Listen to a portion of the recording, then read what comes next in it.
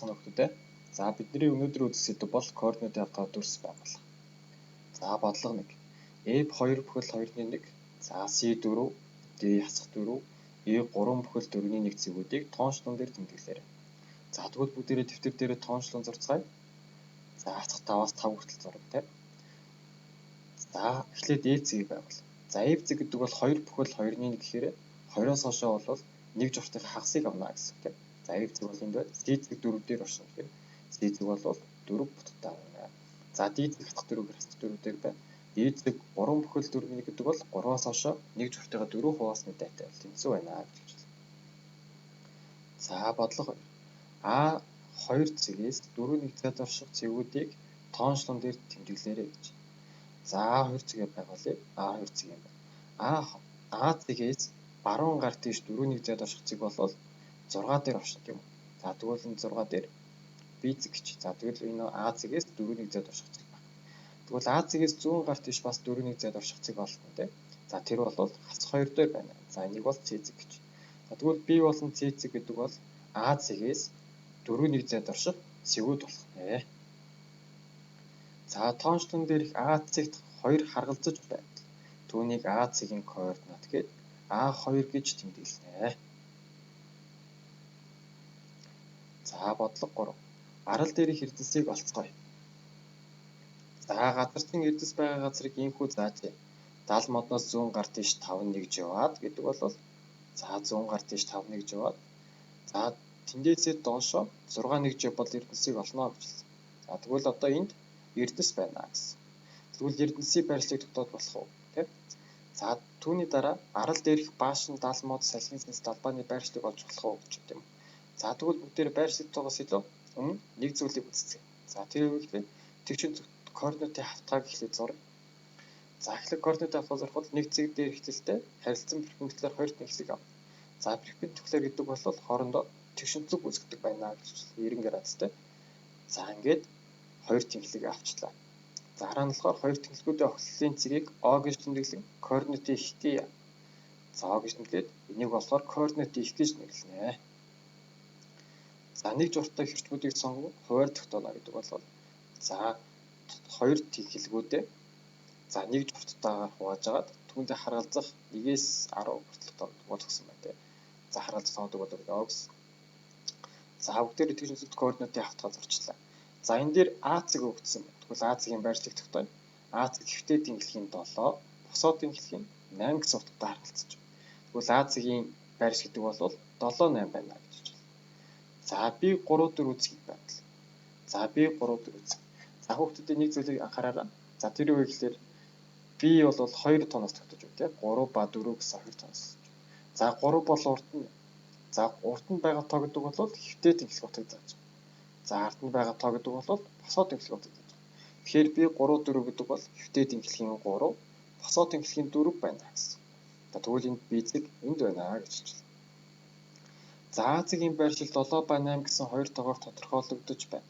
Хэвтэй тэнхлэгийн 7, босоо тэнхлэгийн 8 гэсэн тоонуудыг А зэгийн координат гээд А7 8 гэж тэмдэглэнэ.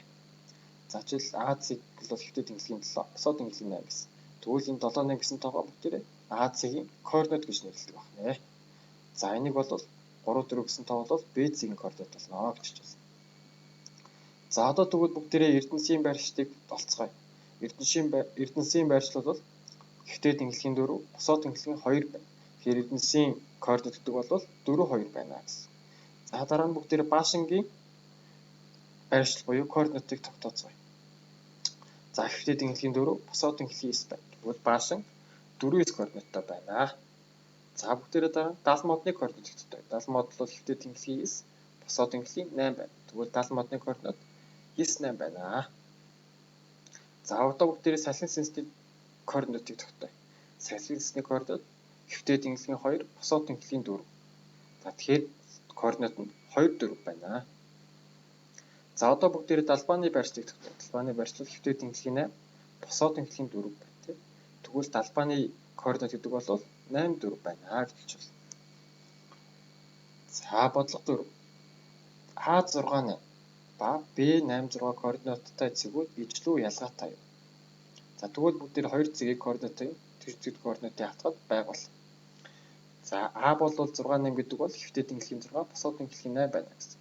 Хэвтээд инглихийн 6 босоод инглихийн 8. А зэг энд орчихно. Тэгвэл Б зэг 8 6 гэдэг бол хэвтээд инглихийн 8 босоод инглихийн 6 гэж тийм. Хэвтээд инглихийн 8 босоод инглихийн 6. За тэгвэл Б зэг энд орчихно. Тэгэхээр А болон Б зэгүүд хоорондоо ялгаатай байна. Тийм үү? Хоёр өөр газар үүсч байна. За тэгвэл 6 8 8 6 гэсэн хоёр зэг бол хоорондоо ялгаатай зэгүүд байдаг байна. За бодлого өгсөн зэг болон координатуудыг харгалзуулан холбоор. За А зэгийн координатыг олъё. А зэг бол хэвтээд инглихийн 2, босоод инглихийн 3 гэж. Тэгвэл А зэгийн координат 2 3 байна. За Б зэгийн координатыг олъё. Б зэг хэвтээд инглихийн 3, босоод инглихийн 6 гэж.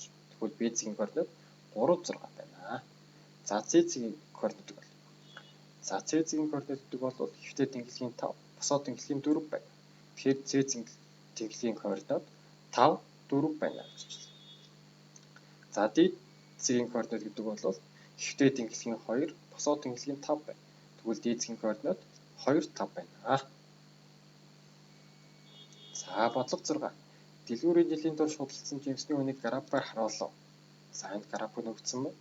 За тэгвэл бүгдээр дараах асуултанд хариулцгаая. За жимсний үн аль сард хамгийн их байсан бэ? Жимсний үн аль сард хамгийн их байсан бэ гэдэг бол за 1-р сард бол 800 төгрөг байсан байна. 2-р сард 1200 байсан. За тэгээд дан буурж агаад буцаад 1200 болоог байна тийм үү? Тэгэхээр 2-р сард жимсний үн хамгийн их байсан байна. За ямар сард жимсний үн өссөн бэ? 1-р сард бол жимсний үн өсөд 1200 болсон байна. За ингэж ахаад ишиг бол буурч явсаар байгаа. За 6 7 8-р сард бол хэвийн байсан байна. За өсөлт бууралтгүй байж байгаа. 8-р сараас эхлээд өссөн. За өсөөд бол 12-р сар гэхэд 900 төгрөг болсон. За тэгэхээр 1-р сар 8 9 10 11-р сард бол жимсний өссөн байна. 1 8 9 10 11-р сард жимсний өссөн байна. Ямар саруудад жимсний үн буурсан бэ? За 1-р сард л өссөн байгаа тийм. За 2-р сард буураад за 3-р сард буурсан байна. 4-р сард буурсан байна. 5-р сард буурсан байна. 6-р сард буурсан байна. 7-р сард болохоор жимсний үн хэвийн байсан болохоор энийг бол буурсан гэж үзэхгүй. Тэгэхээр 2 3 4 5 6-р сард бол жимсний үн буурсан байна. 2-р сард жимсний үн хэд байсан бэ? За тэгвэл 2-р сардынхаа тушаа бүгдээр харцгаая. Жимсний үн 1200 байсан байна тийм. Тэгвэл 2-р сард жимсний үн 1200 байсан байна. За хүүхдэд дараах бат дахь бодлогуудыг гэртээ бодоорой.